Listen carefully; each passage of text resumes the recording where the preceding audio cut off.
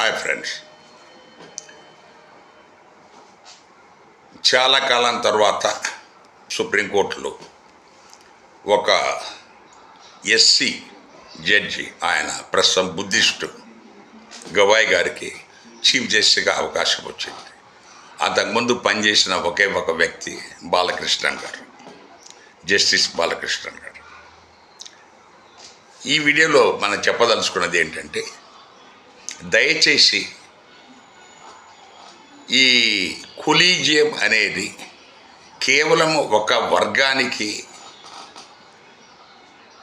అవకాశాలు కల్పిస్తూ ఇతరులు ఎవరికి మనకు సుప్రీంకోర్టు హైకోర్టులు జడ్జెస్గా అవకాశాలు ఇప్పటిదాకా రాకపోవడానికి కారణము ఆ కొలీజియం మైండ్ సెట్. అందులో ఉన్న 4, 3, 5 ఎవరైతే ఉన్నారో వాళ్ళంతా ఒకే సామాజిక వర్గానికి చెందిన వాళ్ళు. వాళ్ళ సామాజిక వర్గానికి చెందిన వాళ్ళే సెలెక్ట్ చేసుకుంటూ వస్తున్నారు. ఇప్పటిదాకా చూస్తూ ఉంటే వాళ్ళు వాళ్ళ అంతకుముందు వాళ్ళ తాతలు, తండ్రులు, వాళ్ళ అంతకుముందు పూర్వీకులు ఎవరైతే సుప్రీంకోర్టులో జడ్జెస్గా, హైకోర్టులో జడ్జెస్గా, చీఫ్ జస్టిస్గా పనిచేశారో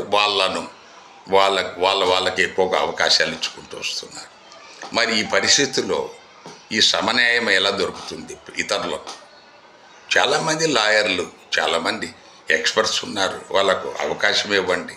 హైకోర్టులో అలాగే సుప్రీంకోర్టులో జడ్జెస్గా కూడా ఈ అందరినీ మీరు అవకాశం ఇచ్చి అన్ని యాంగిల్స్లో నుంచి న్యాయాన్ని మనం చూస్తే తప్ప ఈ రాజ్యాంగంలో ఉన్న న్యాయ సూత్రాలు అమలు కావు. కేవలము ఒక వర్గానికి సంబంధించిన విధంగానే. ఎందుకంటే ఈడబ్ల్యూఎస్ చట్టం ఒకటి తీసుకోండి, అది చాలా దుర్మార్గమైన చట్టం. మోడీ గారు సైలెంట్గా చేశారు, ప్రజలు ఎవరు దాన్ని వ్యతిరేకించే శక్తి లేదు. సో దాన్ని సుప్రీంకోర్టు కూడా సమర్థించింది. కారణం ఏంటంటే, మనకు ఆల్రెడీ సుప్రీంకోర్టు జడ్జిమెంట్ ప్రకారం రిజర్వేషన్ 50% దాటితే పొట్టేస్తున్నారు. సో ఆల్రెడీ మనకు ఎస్సీ, ఎస్టీ, బీసీ రిజర్వేషన్ 47%, 47.5% వస్తే ఇక మరి 10% దాటి వేస్తే 50% దాటలేదా? మరి దాన్ని ఎలా సుప్రీంకోర్టు అనుమతించింది? అంటే మీకు అవసరమై మీకు అనుకూలంగా ఉన్నది మీరు అనుమతిస్తున్నారు, అది చట్టం అంటున్నారు. అందువల్ల ఈ వీడియోలో మనం చేసే విజ్ఞప్తి ఏంటంటే, ఈ కొలీజియం కాన్సెప్ట్లో సో మనకు కేవలము పైన ఉన్న 3, 4 ఒకే సామాజిక వర్గం వాళ్ళ ద్వారా మీరు సెలెక్ట్ చేస్తే న్యాయం జరగదు. సో